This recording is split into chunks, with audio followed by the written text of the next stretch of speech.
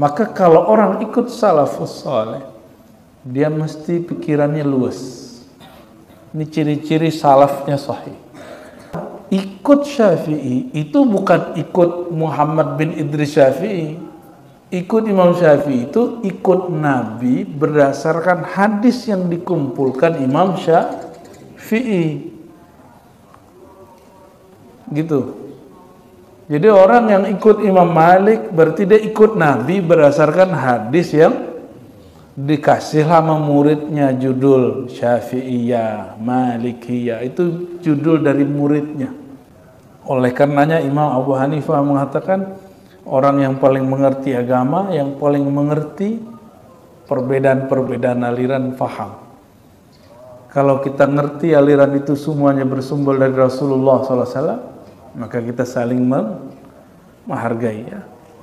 Maka di Quran surat Al-Jathiyah ayat 15, man amila salihan falinafsi. Siapa yang beramal saleh itu bukan untuk siapa-siapa, untuk dirinya sendiri, ya, untuk diri kita sendiri, ya. Dipertegas oleh pensyarah kitab Sahih Bukhari Ibnu Hajar Al-Asqalani, apa kata beliau? Amal qalbu afdal min amalil jawarih. Qalbu kalau beramal, amalnya lebih mulia daripada anggota. Anggota sholat, zikir, sholat, begitu, ya. Kalau qalbu amalnya apa? Al-ma'rifah. Qalbu itu amalnya mencari ilmu, at-ta'allum. Maka wajar orang alim lebih mulia daripada orang ahli ibadah, karena ibadah tertinggi itu mencari ilmu tentang Allah. Ilmu pertama yang Nabi bilang paling tinggi itu al-imanu billah. Maka kalau iman kepada Allah ini kita harus tahu di mana wadahnya. Wadahnya di kolbu. Tidak mungkin iman itu bisa bersemayam di kolbu yang rusak. Jadi belajar membersihkan kolbu ini wajib. Inilah kegagalan kelompok-kelompok hari ini, banyak manhaj di kalangan umat Islam. Yang pertama mereka pelajari bukan ilmu kolbu, ilmu ini. Maka ngaji jadi sombong. Setiap kali belajar, apa yang terjadi hari ini? Orang tambah sombong, merasa paling benar. Tapi kalau orang belajar kolbu, setiap ilmunya nambah, yang terasa bagi dia apa? Dia merasa tambah bodoh. Karena kolbu itu, kata Nabi SAW, Allah berfirman dalam hadis qudsi, lebih luas daripada langit dan bumi. Jadi nggak usah kemudian cari kemana-mana. Kalau keluasan orang, kalau mau cari ke lapangan pikiran, nggak usah ke puncak macet. Mau cari ke lapangan piringan, turun masuk ke kolbu lebih luas dari semuanya.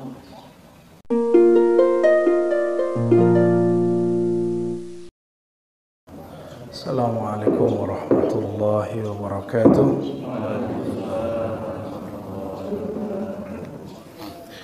Alhamdulillah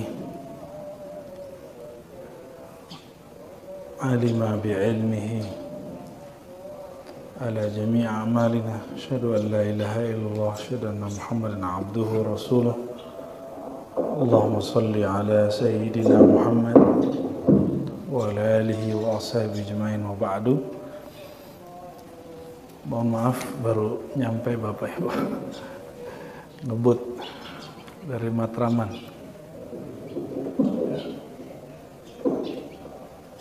Orang azan saya baru jalan. Nyampenya adalah 30-40 menit. Entah kayak malaikat, entah kayak setan Pak jalannya. Baik, mari kita mulai kajian hadis pada pagi ini. Kitab Riyadhus Shalihin dengan membaca suratul Fatihah. Semoga Allah membuka hati kita semua. Al-Fatihah. Bismillah. Ya,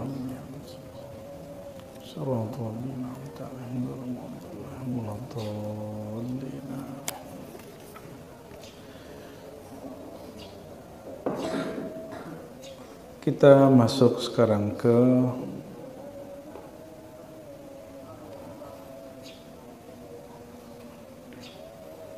bab fi bayan turuqi kasratil khair, kasrati turuqil khair ya. Penjelasan, jadi bab ke-13 mengenai banyaknya cara untuk melakukan kebaikan, kasrati turuqil khair, banyaknya jalan kebaikan. Karena semua zikir itu baik, semua amal soleh itu baik, wajar jika thariqah lebih banyak daripada mazhab, tarekat lebih banyak dari mazhab. Tarekat zikir, tarekat yang mu'tabar itu artinya sahih. Mu'tabar itu istilah Arab, tapi sebenarnya orang Arab nggak ngerti itu istilah itu. Kalau orang Arab nyebutnya at-tariqah as-sahihah, metode-metode zikir yang sahih bersumber dari Nabi atau sahabat atau para ulama. Itu lebih banyak daripada mazhab. Mazhab yang bertahan sampai hari ini hanya 4, ditambah mazhab Ja'fari 5, tambah Zaidi 6. Saudi itu Hanbali. Jadi kalau nggak ada Wahabi Pak, itu kita nggak mengenal hari ini namanya Hanbali. Itu kata guru kami Syekh Hasan Hitu. Beliau ini ulama yang kritis sekali dengan Wahabi, tapi memuji juga Wahabi itu. Apa kata dia? Laulal Wahabiyah lahalakat al-Hanabilah. Kalau nggak ada negara Saudi dengan mazhab resminya Wahabi, dan mereka tidak menolak istilah itu, bisa dicek sendiri. Syekh bin Baz tidak menolak istilah Wahabi dan dia terima. Tapi belakangan lebih sering disebut manhaj salafus saleh. Tapi itu dikritis oleh Hadratus Syekh Hasyim Asy'ari. Lebih salaf mana, kami atau kalian? Gitu. Tapi terlepas dari itu, berkat adanya orang yang berseberangan sama kita, Allah kekalkan satu mazhab ulama salafus saleh. Imam Ahmad bin Hanbal, sehingga disebut Hanbali, wafatnya 241 Hijriah, murid Imam Syafi'i. Imam Syafi'i wafat 204. Lebih tua mana? Syafi'i. Maka sebenarnya orang Syafi'iyah, kalau benarlah Salafi Wahabi itu Hanbali, maka mereka sebenarnya sama-sama pengikut salaf. Cuma ada yang merasa lebih salaf, itu aja bedanya ya. Cuma kalau dihitung-hitung tahun, duluan mana ya? Ya, duluan Imam Syafi'i. Maka Hadratus Syekh Hasyim Asy'ari nulis kitab Risalah Ahlussunnah, dan beliau menulis, coba kamu hitung lebih salaf mana? Kita apa kalian? Gitu. Jadi dia tidak menerima klaim semua orang yang mengaku salaf, belum tentu dia benar-benar salaf. Inilah asbabnya kenapa pesantren beliau selain bermakna tradisional, pesantren salafiyah, salaf itu bermakna ngikutin ulama terdahulu ya. Maka beliau merumuskan jauh-jauh hari sebelum ada Muktamar Chechnya 2016. Muktamarnya judulnya Manhum Ahlus Sunnah. Diikuti lebih dari 200 ulama sedunia Ahlus Sunnah. Siapakah Ahlus Sunnah? Maka keluarlah rumusan Ahlus Sunnah itu. Terjadi perdebatan panjang mengenai akidah Ahlus Sunnah itu apa? Apa akidah Nabi Muhammad? Itu nggak sopan ngomong gitu. Ya, kalau hadis kenapa hadis Bukhari? Kenapa nggak hadis Nabi Muhammad langsung? Jadi kalau kita bilang saya pakai hadis Sahih Bukhari, Bukhari itu sendiri punya mazhab dalam bab Sahih. Sahih itu ada kriteria Bapak Ibu. Kriteria Sahihnya Imam Bukhari itu lain, lebih kencang daripada Sahihnya Imam Muslim. Di mana bedanya? Imam Bukhari mengatakan hadis ini sahih, itu mesti guru dan murid pernah si murid ini bersohbat, mengabdi atau belajar sekian lama. Nggak mesti ketemu sekali dua kali, nggak cukup ketemu sekali dua kali atau hanya semasa. Kalau Imam Muslim cukup semasa. Maka ulama kita mengatakan fasihhatul Bukhari afdal wa arjah min sihhati al-Muslim. Kriteria sahihnya Bukhari lebih kuat daripada sahihnya Imam Muslim. Oh, berarti sahih ini bukan dari Nabi? Enggak.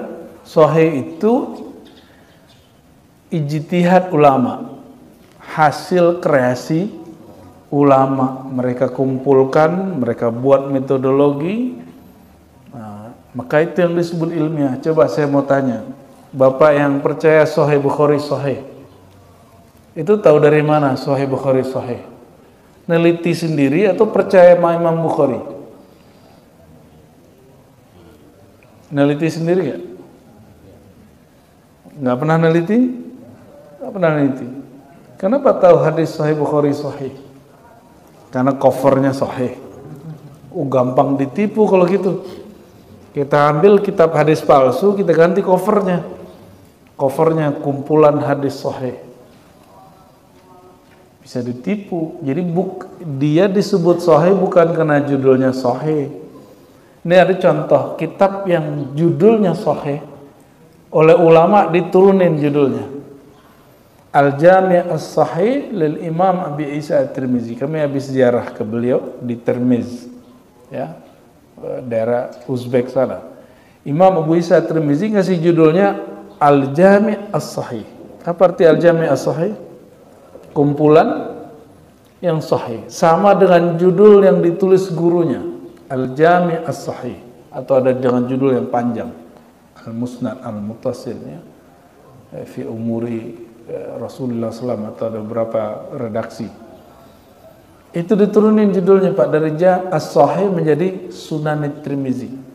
Kenapa? Karena di Sunan At-Tirmizi ada beberapa hadis yang dhaif dan dhaif jiddan. Meskipun boleh diamalin kata Imam Tirmizi, tapi ulama, wah ini mah gak sahih semua, turunin. Begitu ulama kita sangat ketat untuk masalah sahih dan tidak sahih. Jadi dalam bab hadis sahih ini juga ada mazhabnya. Ada mazhab Bukhari, ada mazhab Muslim, ada mazhab Abu Dawud, ada mazhab Tirmizi. Bagi Imam Tirmizi ini hadis dhaif. Terus ada ulama salaf mengamalkannya, dia langsung naik sahih.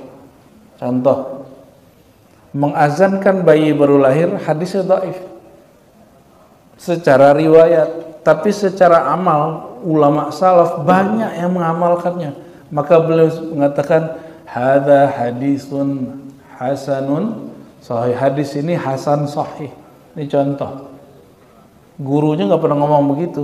Imam Bukhari nggak pernah mengatakan hasanun sahih. Artinya apa Bapak Ibu? Mazhab-mazhab ini banyak, dan itu muncul di zaman salafus saleh. Maka kalau orang ikut salafus saleh, dia mesti pikirannya luas. Ini ciri-ciri salafnya sahih. Imam Bukhari lahirnya 194.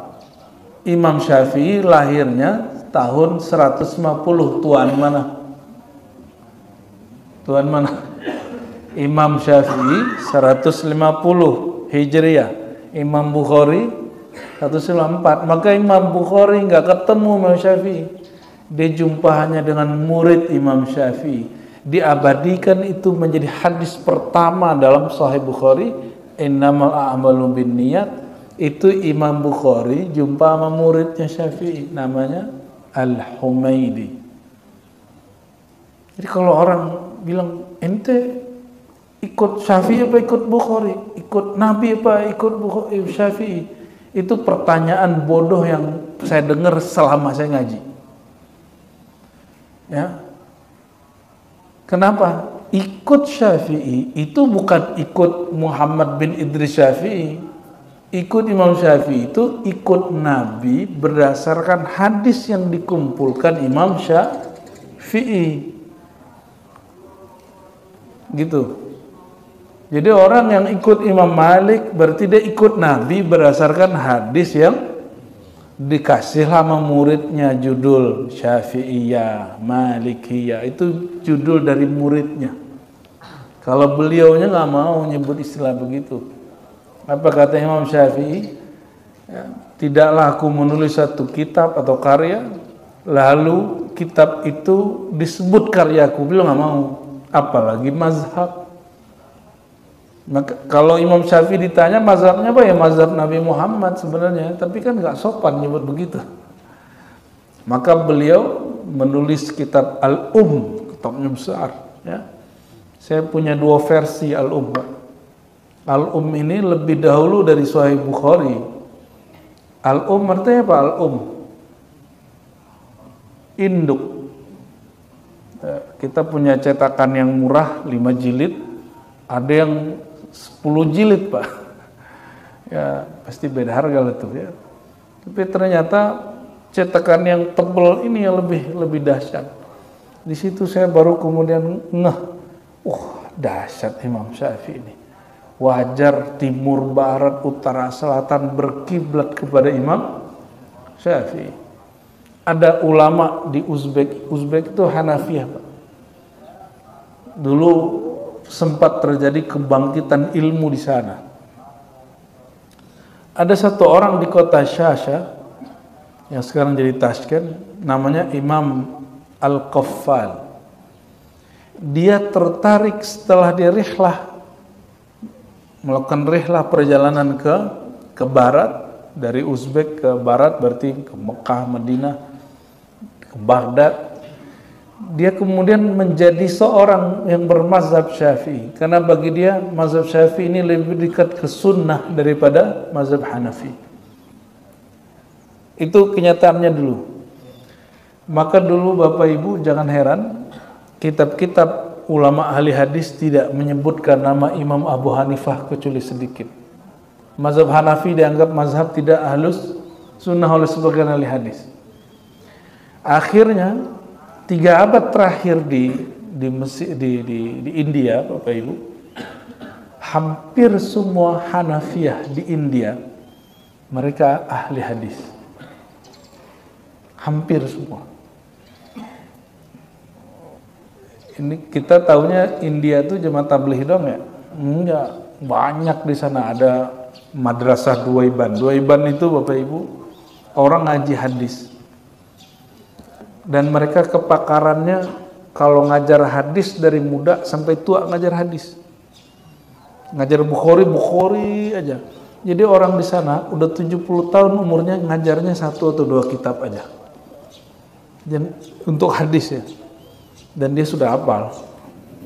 Saya pernah jumpa dengan salah satu guru saya, ada orang Haidar Abad, membaca Sahih Bukhari, awalnya masih logat Arab ala India, pas mesin otaknya udah panas, itu udah kayak orang Arab tanpa baca kitab, menjelasin Sahih Al-Bukhari. Ya, Bapak Ibu yang karena Allah, berarti ulama salafus saleh ini banyak alirannya. Yang mengatakan alirannya satu itu nggak paham. Oleh karenanya Imam Abu Hanifah mengatakan orang yang paling mengerti agama, yang paling mengerti perbedaan-perbedaan aliran paham. Kalau kita ngerti aliran itu semuanya bersumber dari Rasulullah SAW, maka kita saling menghargai ya.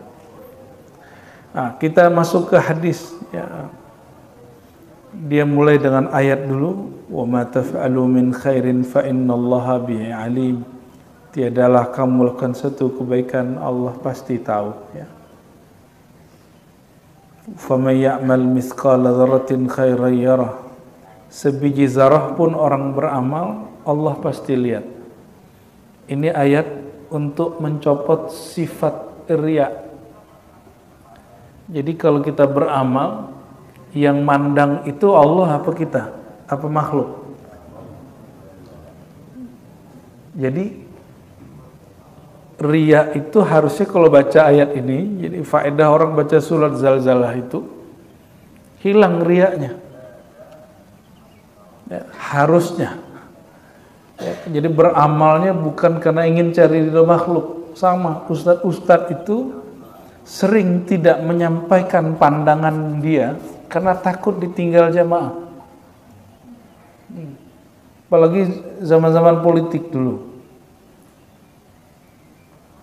Termasuk juga kawan saya tidak berani buka kitab-kitab yang unik, takut disebut sesat. Padahal kitabnya jelas bukan kitab sesat, ya. Saya berkali-kali mengisahkan, saya buka kitab Hikam, terus ada orang Nahdien nih, masa orang Nahdien nanyanya begini, ya, hafiz Quran lagi, bersanad lagi, apa kata dia? Ar-Razi, kamu nggak takut nanti dibenci oleh kelompok Salafi karena buka kajian kitab Hikam? Terus kita harus jawab gimana Pak kalau orang nanya gitu? Yang nanya udah senior. Tapi ya saya harus kasih pelajaran. Saya kasih pertanyaan dia dengan pelajaran buat dia pakai pertanyaan. Kiai, sejak kapan kita beramal cari ridho Salafi? Ya. Sejak kapan kita beramal cari ridho jamaah? Sejak kapan?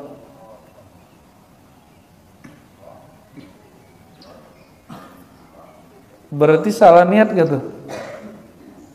Dari kebanyakan dai hari ini berdakwah karena mencari ridho lawannya, nggak mungkin. Atau orang beda faham dengan dia, nggak mungkin. Itu tanda niatnya tidak ikhlas. Ya, niat itu mesti lillah, ya. An-niyatu fil qalb, kata Imam Abu Ishaq Syirazi membahas hadis innamal a'malu binniyat, niat itu di kolbu. Maka yang mesti dibersihkan dalam bab niat itu kolbu.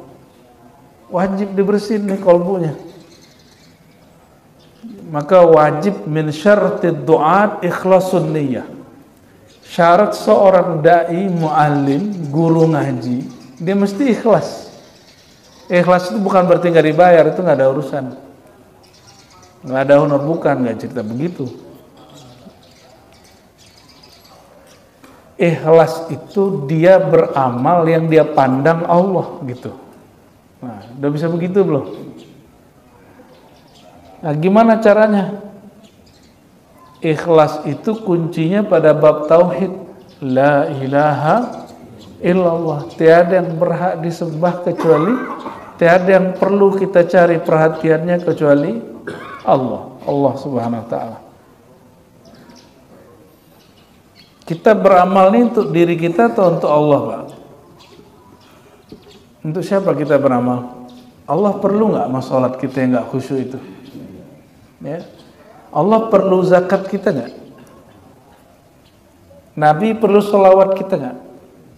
Nggak perlu. Yang memerlukan itu siapa? Kita. Maka di Quran surat Al-Jathiyah ayat 15, man amila salihan falinafsi. Siapa yang beramal saleh itu bukan untuk siapa-siapa, untuk dirinya sendiri, ya, untuk diri kita sendiri, ya. Ayat mengenai banyak sekali, maka beliau menyebutkan beberapa hadis di sini, ya.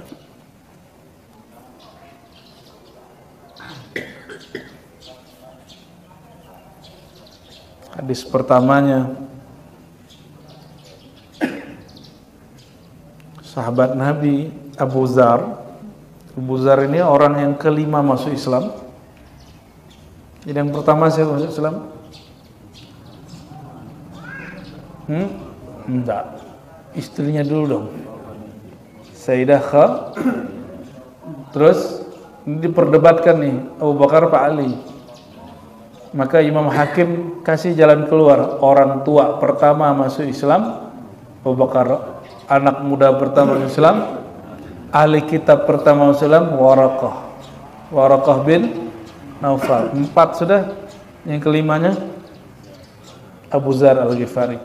Abu Zar bukan orang Mekah. Abu Zar ini orang Bani Ghifar.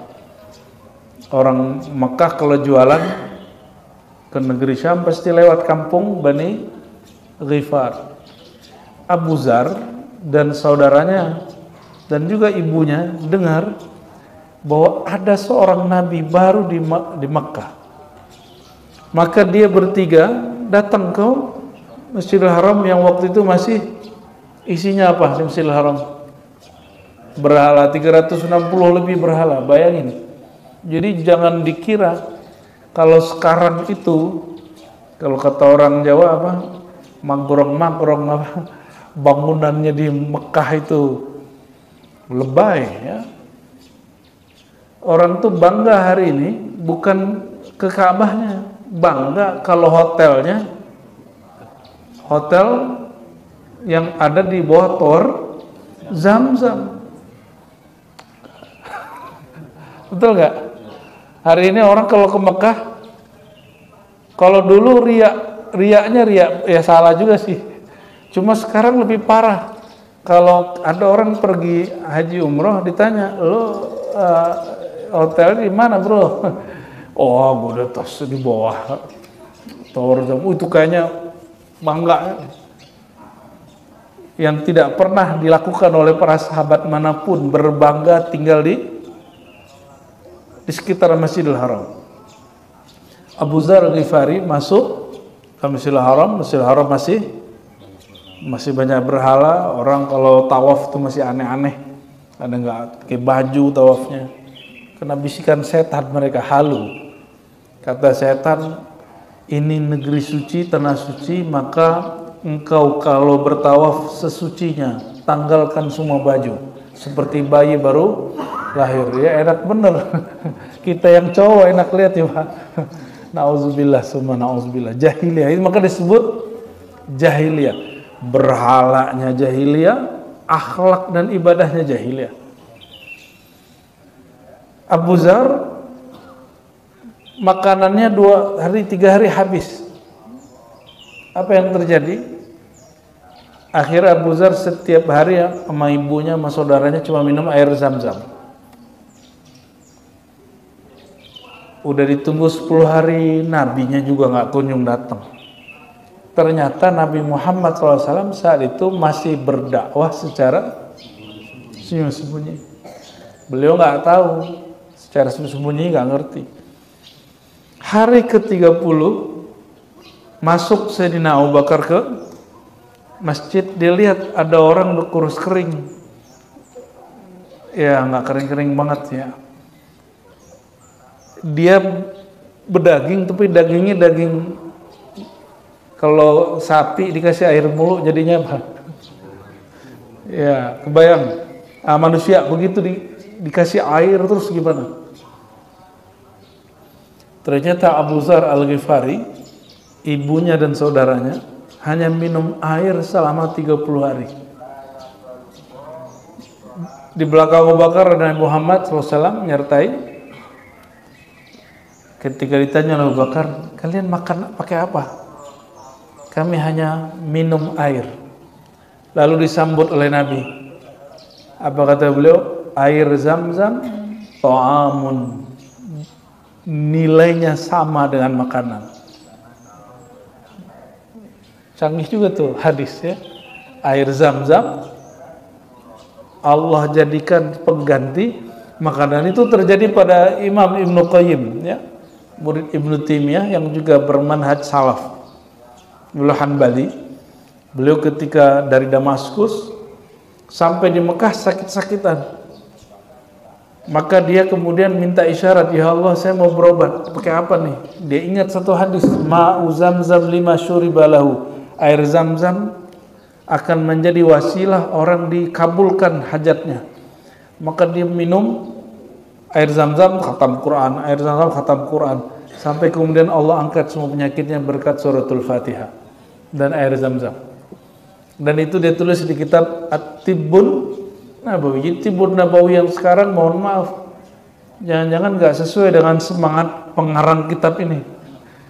Ya, kembali ke hadis ini, Sayyidina Abu Dzar kemudian ditanya oleh Abu Bakar, kamu siapa? Dijawab, saya Jundub bin Junadah, atau dikenal dengan Abu Dzar.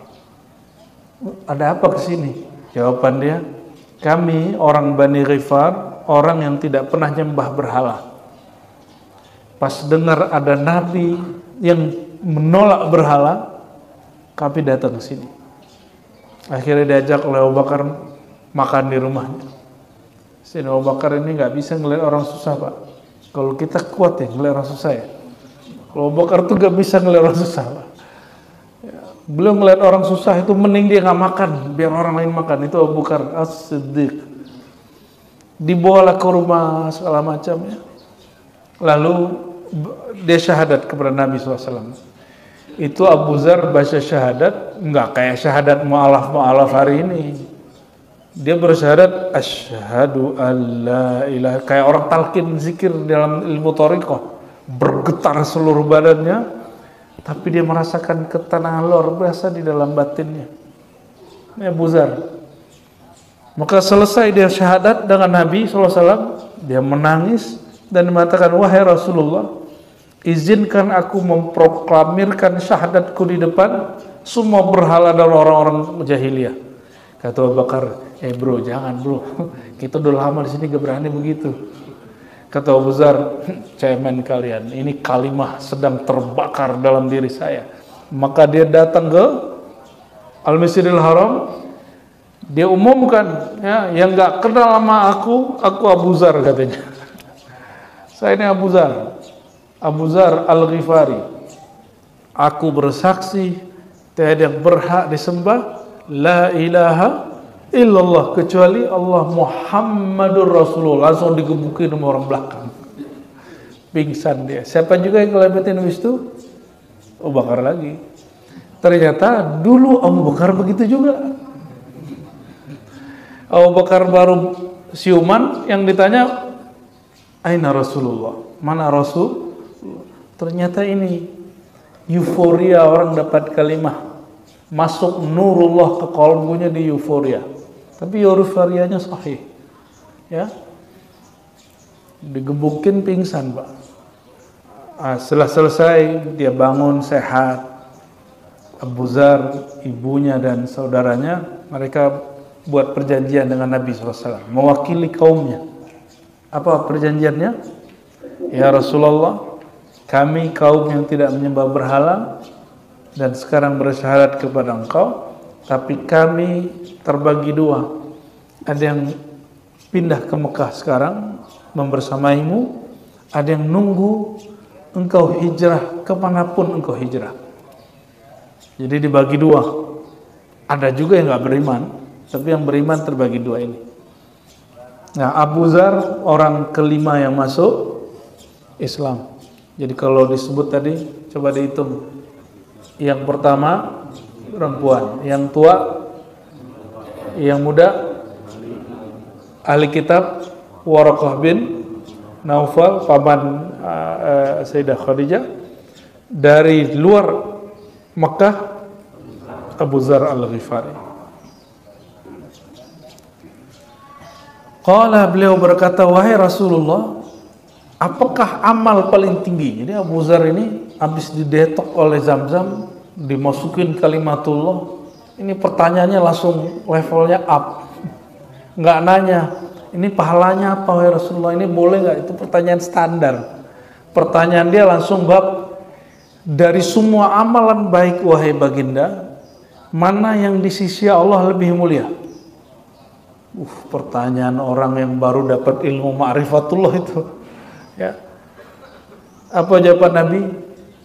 Al-imanu billah wal jihad fi sabilillah, dua. Iman kepada Allah dan jihad fi sabilillah. Coba perhatiin. Iman di mana? Qalbu. Berarti, nah ini yang dikatakan oleh Imam Bukhari, amal kalbu lebih dahulu dari lisan dan perbuatan.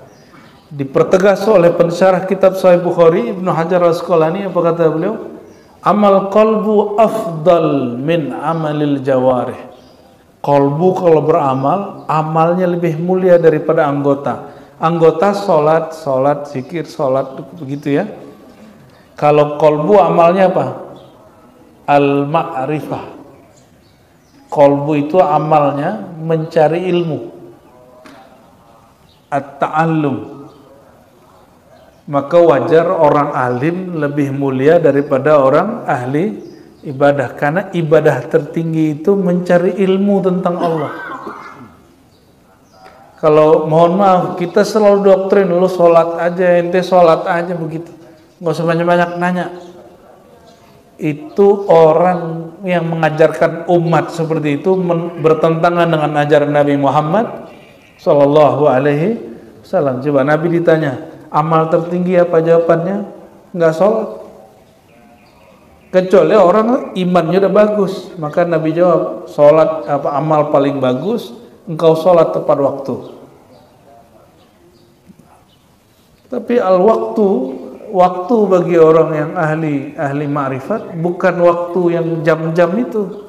Di zaman Nabi nggak ada jam. Al-waktu itu bagi mereka nafas naik dan turun. Maka sholat tepat waktu bertepatan kesadaran hati dengan nafas, baru nikmat sholatnya. Ini sholatnya nggak buru-buru, nggak kejar-kejar, nggak juga menerjemah lagi sholat, ya. Jangan menerjemah lagi sholatnya, mending sekolah nyantri, ya. Bismillah dengan nama Allah, kan gitu. Atau pakai utawi iku ya, Ustaz ya. Allahumma sholli ala sayyidina Muhammad. Jadi amal tertinggi amal qalbu, baru wal jihad fisabilillah, baru jihad. Berarti jihad tanpa iman qalbu disebut jihad? Enggak. Hari ini orang ngaku jihad, yang terjadi dia salah paham terhadap jihad, akhirnya yang terjadi kejahatan. Karena jihadnya nggak pakai qalbu, ya. Mesti wajib belajar ilmu qalbu. Jadi kalau ada ustadz mengatakan, saya mah nggak usah ngaji-ngaji ilmu qalbu, ilmu bersih-bersihin hati, itu orang sombong sekali itu. Ilmu pertama yang Nabi bilang paling tinggi itu al-imanu billah. Maka kalau iman kepada Allah ini kita harus tahu di mana wadahnya. Wadahnya di qalbu. Tidak mungkin iman itu bisa bersemayam di qalbu yang rusak. Jadi belajar membersihkan qalbu ini wajib. Inilah kegagalan kelompok-kelompok hari ini, banyak manhaj di kalangan umat Islam. Yang pertama mereka pelajari bukan ilmu qalbu, ilmu ini. Maka ngaji jadi sombong. Setiap kali belajar, apa yang terjadi hari ini? Orang tambah sombong, merasa paling benar. Tapi kalau orang belajar qalbu, setiap ilmunya nambah, yang terasa bagi dia apa? Dia merasa tambah bodoh. Jadi itu nggak dibuat-buat. Kalau orang bilang ilmu padi itu begitu, Pak. Ilmu padi dimulai dari qalbu, ya. Karena qalbu itu kata Nabi SAW, Allah berfirman dalam hadis qudsi, lebih luas daripada langit dan bumi. Jadi nggak usah kemudian cari kemana-mana. Kalau keluasan orang kalau mau cari ke lapangan pikiran, nggak usah ke puncak macet. Mau cari ke lapangan piringan, turun masuk ke qalbu lebih luas dari semuanya. Qultu, lalu aku bertanya lagi, ayyur riqabi afdal, ya? Manakah budak yang lebih utama? Maksudnya sesuatu barang yang dimiliki, barang yang paling mahal itu yang mana? Dijawab oleh beliau, anfasuha inda ahliha, yang paling berharga menurut pemiliknya, wa aktsaruha thamanan, yang paling tinggi nilainya.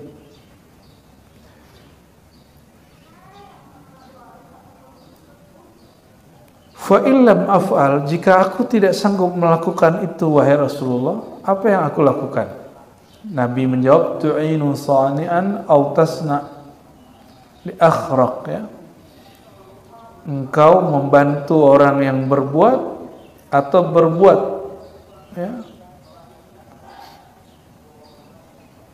Qultu ya Rasulullah araita in da'uftu mi'an ba'dil amal. Wahai Rasulullah, jadi Abu Azhar ini habis nanya amal paling tinggi, habis itu minta rukhsah, minta ringan, minta cari keri.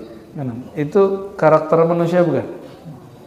Udah nanya nih yang paling tinggi mana, habis itu bilang, ya Rasulullah kalau aku nggak sanggup gimana? Di kalimat terakhirnya apa? In da'uftu an ba'dil amal, jika aku lemah tidak sanggup mengamalkan beberapa amal soleh, apa dong solusinya? Nah ini ada amal tanpa perlu beramal. Mau? Amal tanpa perlu mau nggak?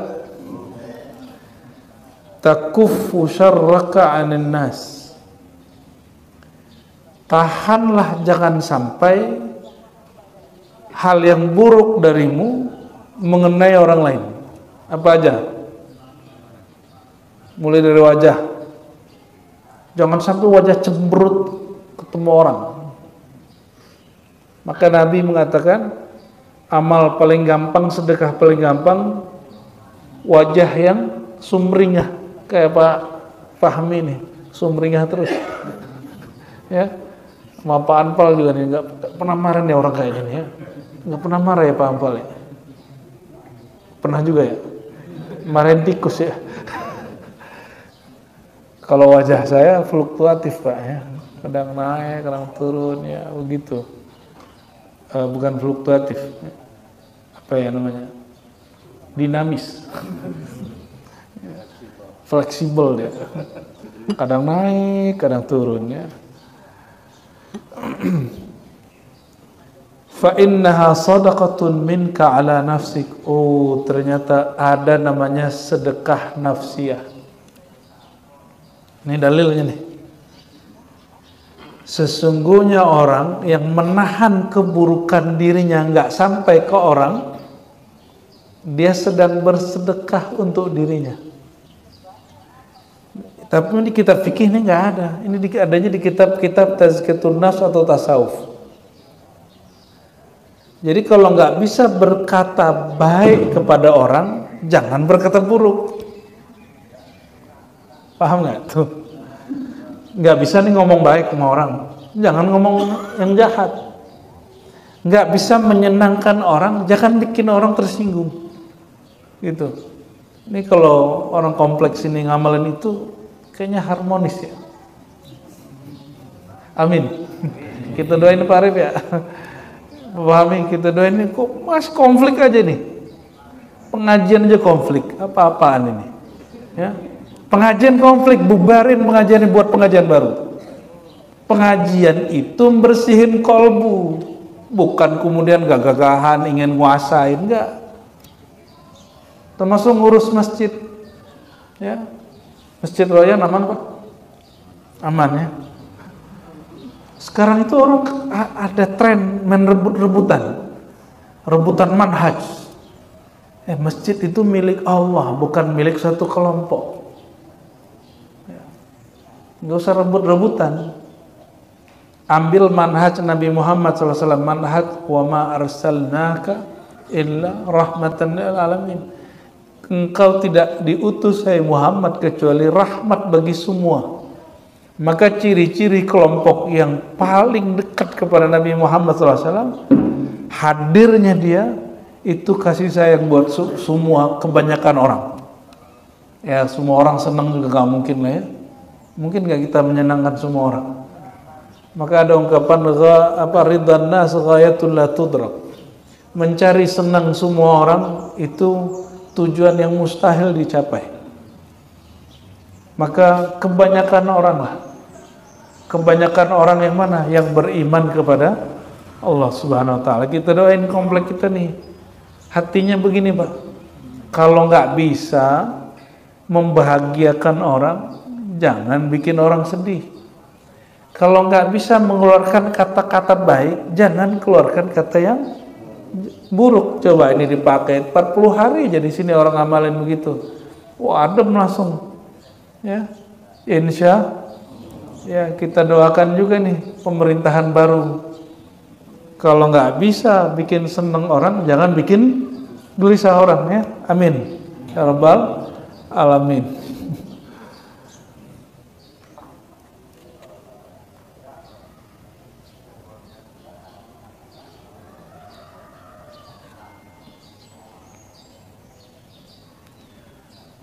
Masih hadis Abu Dzar, ya hadis terakhir lah yang kita baca. Telat Pak ya? Kalau telat berarti hadisnya 3 atau 4 ya. Kata Sayyidina Abu Dzar, Nabi SAW bersabda, yusbihu ala kulli sulama min ahadikum sadaqah. Setiap pagi, setiap sendimu wajib sedekah. Tapi tenang, kata beliau, sedekah itu ada yang materi, ada sedekah maknawi. Yang punya materi, keluarkan materinya. Yang nggak punya, pakai yang maknawi. Apa maknawi? Fakullu tasbihatin sadaqah. Setiap orang baca subhanallah, dia sedang bersedekah. Sedekah ke siapa? Ke sendinya. Karena dia tidak mengeluarkan kata buruk ke orang lain, dia tidak ngutuk badannya. Ini mohon maaf Bapak Ibu, kalau hari ini nih misalnya, mohon maaf nih Pak Fahmi dikasih contoh nih, asam uratnya kambuh, terus ngeluh, aduh sakit, itu udah nggak bener Pak. Aduh kenapa disakit mulu? Keluhan begitu, itu sendinya langsung, urat-uratnya semua struktur di badan kita akan langsung berubah. Dia langsung menjadi nggak happy, langsung nggak happy. Jadi setiap keluhan akan membuat tubuh kita rusak, pikiran kita gabut. Jadi jangan suka ngeluh. Ini santri-santri kalau mau sekolah nih, sekolah lagi.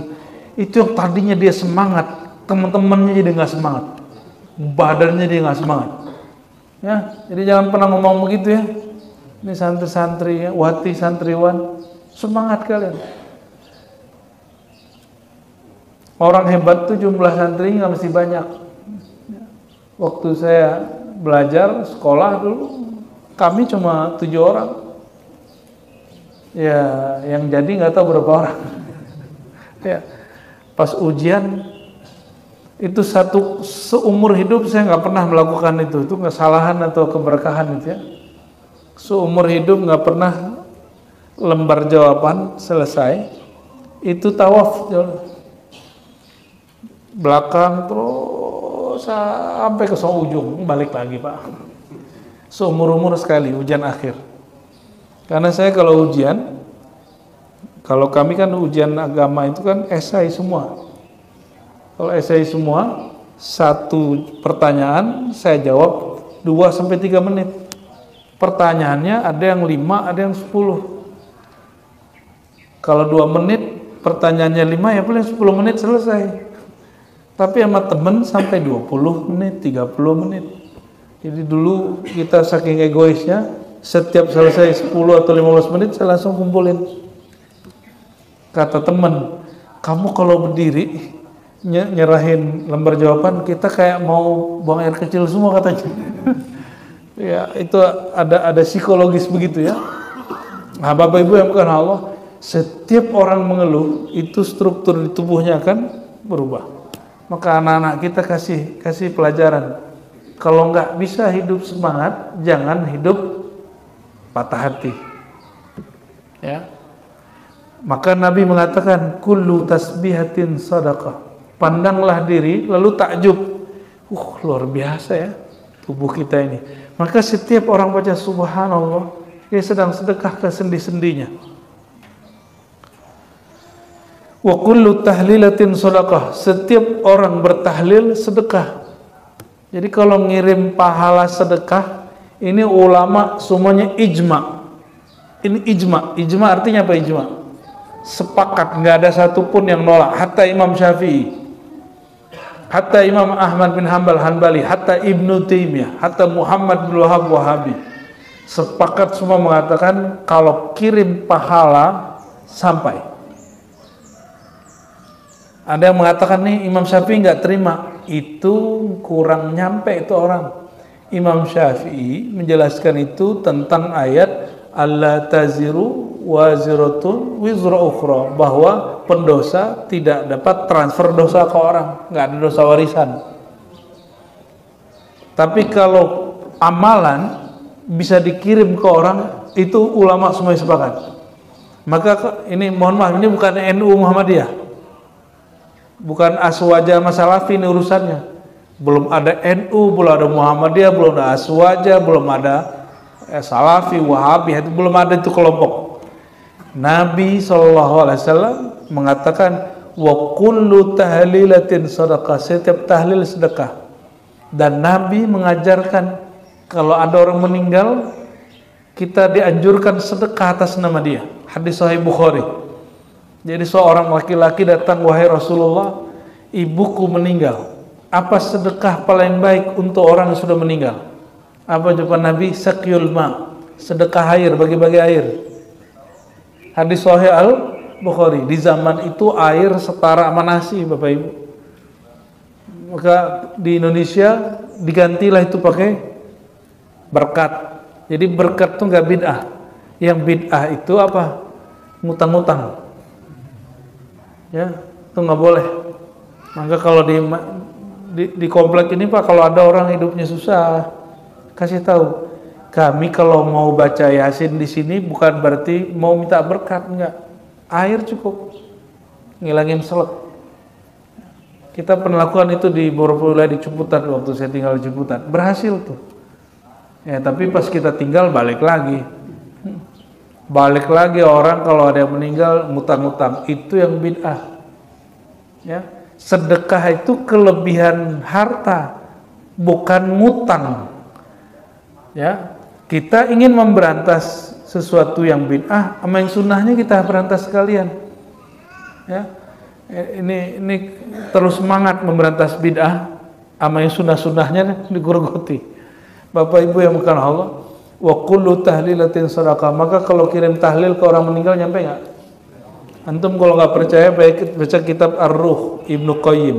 Ibnu Qayyim ini murid terbaik Ibnu Taimiyah, orang yang merumuskan manhaj salaf. Dia bukan orang salaf, abad ke-8 Hijriah. Dia punya kitab Ar-Ruh dan dia katakan di situ lebih dari 29 dalil tentang bahwa amal orang hidup dapat dikirim untuk orang yang bermanfaat untuk orang meninggal. Ini Imam Salafi ini ngomong. Maka kalau ada orang hari ini sekarang ngaku Salafi Pak, terus dia nggak percaya Fatihah nyampe, saya meragukan kesalafiannya. Ya, saya melakukan dia sebagai pengikut ulama salafus soleh. Ya. Ibnu Taimiyah percaya nyampe. Bahkan Ibnu Qayyim ini buat pertanyaan di kitab dia Ar-Ruh. Apa kata Ibnu Qayyim? Kalau ada orang bertanya, saya kirim Fatihah, yang dikirimin Fatihah 4 orang, itu Fatihahnya gimana, dibagi 4 sama Allah apa gimana? Itu dibahas Pak. Imam salafus soleh, Imam Salafi yang bermanhaj salafus soleh, itu sampai ke bahsul masail begitu. Kira-kira gimana para santri? Kalau ente kirim Fatihah ke 4 orang, itu Fatihahnya dibagi 4 apa atu-atu. Terus pahala ente dikurangin nggak? Nah, itu dibahas oleh beliau ya. Dan bukunya sudah ada terjemahannya. Kalau masih debat-debat masalah tahlilan yasinan, bacalah buku itu ya. Bacalah buku itu. Biar hilang iskalnya ya, perdebatannya. Setiap tahmid sedekah, setiap takbir sedekah, setiap amal baik sedekah, melarang kemungkaran juga sedekah. Wa yujzi'u min dzalika raka'atan. Ternyata semua tasbih yang tadi terbayar kalau sholat duha 2 rakaat. Maka orang sholat duha itu orang kaya, itu dasarnya. Bukan berarti kalau ingin kaya sholat duha, enggak. Ciri-ciri orang kaya sholat duha. Jangan dibalik. Kenapa? Orang sholat duha, dia sedekah ke semua anggota dirinya, tubuhnya. Kalau orang udah cukup sama dirinya, baru dia bisa berbagi. Jadi ciri-ciri orang kaya apa? Sholat duha. Gimana? Masih ninggalin sholat duha? Rak'atani yarka'uhuma minad duha. Kamu sholat 2 rakaat di waktu duha. Duha ini waktu apa? Setelah matahari tertinggi setinggi tombak, dari segitu sampai kemudian sebelum istiwa. Istiwa itu sebelum matahari. Ya, cuma ada waktu afdolnya. Waktu yang paling afdol itu waktu duha yang semua orang lagi sibuk. Yang sibuk kira-kira jam 8, 9, 10. Kalau di Indonesia jam 8 ya. Enggak, orang lagi asik kerja segala macam, itu mulai jam berapa? 9 sama 10. Nah, kira-kira itu waktu paling genting kalau lagi duha. Jadi ciri-ciri orang kaya sholat duha. Di balik ciri-ciri orang kaya banyak sedekah. Setiap tasbih zikir yang dibaca orang kalau jumlah sendi kita kata Nabi 360-an, berarti orang kalau tasbih mestinya berapa? Zikirnya dibaca subhanallah 100, alhamdulillah 100, Allahu akbar 100, tambah la ilaha illallah sekali. Atau 100, 400. Itu kaya itu orang. Maka wallahi ya demi Allah, saya menyaksikan guru-guru tua, mereka nggak ada yang miskin asbab zikir subhanallah 100, alhamdulillah 100, Allahu akbar 100, la ilaha illallah nggak ada yang miskin hidupnya. Hidupnya diberkahi terus. Mau hidup berkah? Ya, amalkan zikir subhanallah 100 atau langsung subhanallah alhamdulillah wa la ilaha illallah Allahu akbar. Nah, kalau saya nggak nyaman kalau digabung. Sekarang nyamannya atu-atu. Karena satu-satu kayaknya fokus. Subhanallah, subhanallah sampai 100. Ya, maka Nabi SAW mengatakan subhanallah bihamdi subhanallahil azim gharsun fil jannah. Tasbih itu pohon di surga. Pohon di surga kata Nabi, satu pohon di surga itu bayang-bayangnya di bawah naungannya itu 100 tahun orang jalan baru bisa selesai. Jadi orang punya tasbih itu orang kaya itu benar. Berarti dia punya coupling di surga. Jadi kalau mau tanya, man aghnan nas fil akhirah, siapakah orang paling kaya nanti di surga? Jawabannya salah satunya aksaruhum tasbihatan. Orang yang paling banyak bertasbih. Gimana masih mau ninggalin zikir begini pagi sore? Ya, jadi zikir kita nggak usah aneh-aneh. Zikirnya apa? Subhanallah 100, alhamdulillah 100, Allahu akbar 100, la ilaha illallah 100. Ya, syukur-syukur kalau baca la haula wala. Kata Nabi ini hadis, kalau ini dhaif hadisnya. Kata Nabi, orang baca la haula wala quwata illa billah 100 pagi, Allah hilangkan kefakiran kepadanya sampai sore. Dibaca sore, Allah hilangkan kefakiran kepadanya sampai nyambung ya. Nyambung dia. Tetapi kalau versi Sahih Bukhari dan Muslim, Nabi sebut, apa kata beliau? Tahukah kalian perbendaharaan paling mulia di surga? Kanzun min kunuzil jannah. Lalu sahabat bertanya, apakah itu wahai baginda? Dijawab oleh Nabi, la haula wala quwata illa billah. Kalau orang punya bunker lalu menyimpan barang berharga, itu namanya perbendaharaan. perbendaharaan mulia di sorga itu la haula wala. Berarti kaya benar. Maka hadis dhaif tadi naik maknanya jadi hasan. Bahwa orang baca la haula wala, Allah kayakan perbendaharaan dia di dunia dan akhirat. Ya. Jadi kalau mau hidup senang ini, punya amal, punya pekerjaan, iringi dengan tasbih. Ya. Kita backup dengan tasbih. Semoga Allah berkahi pekerjaannya. Kan pekerjaan itu ibadah juga. Ya. Sepakat nggak pekerjaan ibadah? Ya, kalau nggak sepakat juga nggak apa-apa. Hadis terakhirlah kita baca pagi ini ya. Juga dari Abu Dzar Al-Ghifari. Ini Abu Dzar ini pakar amal-amal yang rigid. Beliau berkata, Nabi SAW bersabda, "Uridat alayya a'mal ummati." Amal umatku dilaporkan kepadaku, hasanuha wa sayyi'atuha. Baik amal baiknya atau amal buruk. Kalau kita sebut beramal itu langsung maknanya baik, tapi dalam bahasa Arab amal itu boleh baik, ada juga yang buruk. Fawajadtu fi mahasini amalihal aza yumatu anit tariq. Yang paling ringan ada batu di jalan kita ya. Maka kalau orang Indonesia suka kerja bakti itu udah ditunjukin sama Nabi. Yang suka kerja bakti orang Arab atau orang Indonesia? Dulu di komplek masih ada kerja bakti nggak? Ya, nggak ya, bayar orang aja. Makanya kita nggak guyup, kita nggak guyup, karena sukanya berantem aja di WA. Ya, ketemu ya, kurangi egonya.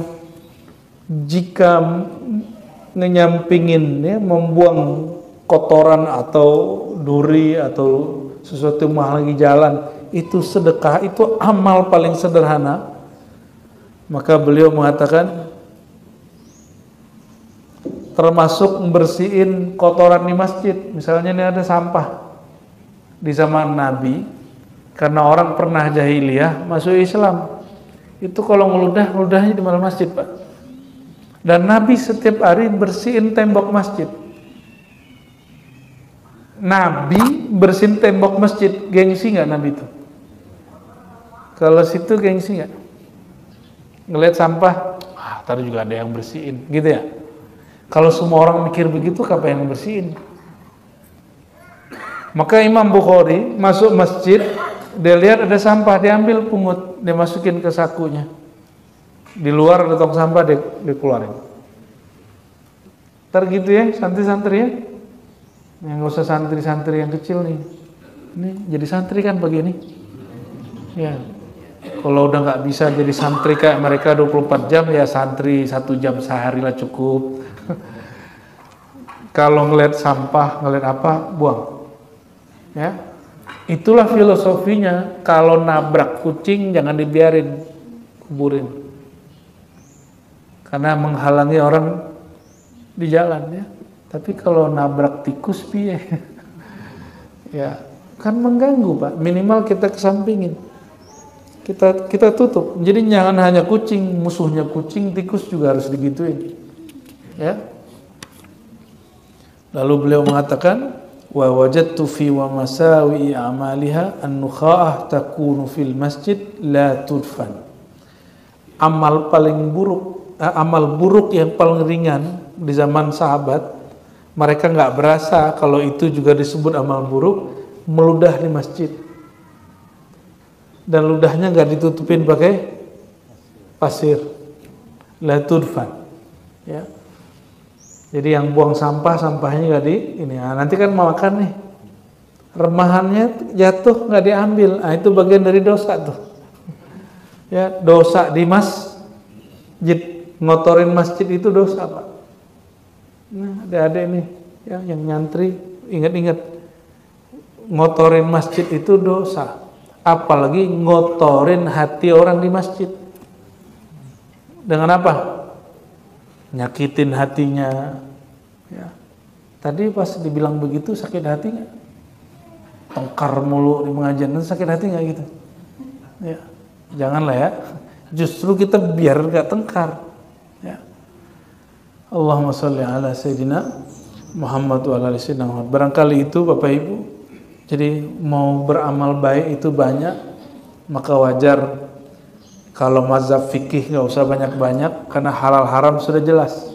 Tapi kalau mazhab beramal itu banyak, maka kelompok banyak, pesantren banyak, tarekat banyak, manhaj, aliran-aliran juga banyak. Semoga semua itu bertujuan hanya untuk mencari ridha Allah Subhanahu wa taala. Amin ya rabbal alamin. A'udzubillahi minasyaitonir bismillahirrahmanirrahim ya karim ya azim. Allahumma ya rabbal ardi was sama, ya rabbasy syamsi wal qamar. Wahai Tuhan langit dan bumi, wahai pencipta semua yang ada di langit dan di bumi. Ya rabbal arsyil azim, wahai pencipta arsy. Ya man istawa 'ala al-'arsy bi rahmanatihi, wahai yang bersemayam dengan kasih sayangnya terhadap arsy. Irhamna ya Rahman, irhamna ya Rahim. Ya Allah, limpahkanlah kasih sayang Engkau ke dalam kolbu kami, sehingga kolbu kami penuh dengan kasih sayang. Ya Allah, buanglah semua kebencian dari kolbu kami, sehingga kami lupa untuk membenci orang lain. Allahumma akhrij min qulubina kulla su'in wa kulla syarrin. Ya Allah, mohon ya Allah dengan semua kemahabaikan Engkau, bersihkan kolbu kami dari sifat-sifat yang tercela. Bersihkan jiwa kami dari karakter-karakter yang Engkau tidak suka. Dan ya Allah, fazayyidna bil hilmi, fazayyidna bit tuqah. Mohon ya Allah, setelah Engkau bersihkan diri kami, berikan kami pakaian-pakaian yang indah, pakaian kesantunan, amal-amal yang menunjukkan ketakwaan. Hiasi diri kami dengan iman dan takwa. Allahumma ahyina alal iman wa amitna bil iman. Ya Allah, hidupkan dan mati kami dalam keadaan beriman. Ala syariati Nabiina Muhammad sallallahu alaihi wasallam, dalam menjalankan syariat Nabiina Muhammad sallallahu alaihi wasallam. Allahumma tawaffana muslimin, Allahumma tawaffana muslimin, Allahumma akhtibna bi husnil khatimah. Ya Allah biha, ya Allah biha, ya Allah bi husnil khatimah wa aslih baina qulubina. Dan ya Allah, terakhir mohon islahkan, perbaikilah hati-hati kami, perbaikilah antara tetangga-tetangga kami, perbaikilah antara semua orang yang hadir pada pagi ini. Allahumma aslih dzata bainihim, Allahumma aslih baina qulubina wa qulubihim bil haqqi ya haqq ya Allah ya rabbal alamin. Wa sallallahu ala sayyidil mursalin walhamdulillahi rabbil alamin. Assalamualaikum warahmatullahi wabarakatuh.